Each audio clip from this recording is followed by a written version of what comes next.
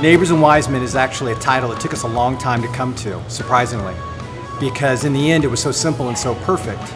There's a moment in Jesus' story where he's asked, "Who is your neighbor?"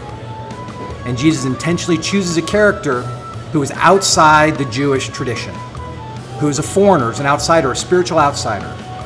And wise men, who were the wise men in Scripture? They were spiritual foreigners that went on a great quest to find the Son of God. And these two characters both walk into and bless Jesus' story and help him explain the ways of life.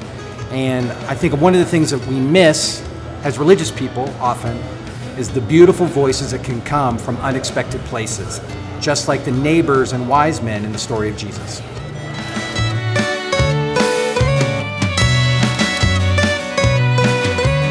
If I hang out around people who look like me and think like me and believe like me all the time, they become a mirror reflecting constantly that I'm okay. Because here's somebody across the table who's just like me and they're okay.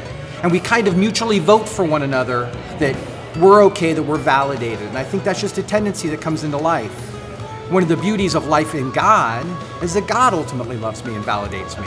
And the person across the table then just becomes somebody that I have the opportunity to enjoy and experience and listen to. And in the end, my life is broader and more beautiful because of them.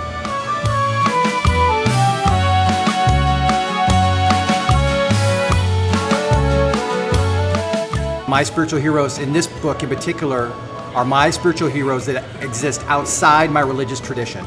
People who exist outside the Christian church, but have spiritually inspired me, spiritually taught me, and actually spiritually healed me from time to time during my journey. And that's why I wanted to write this book.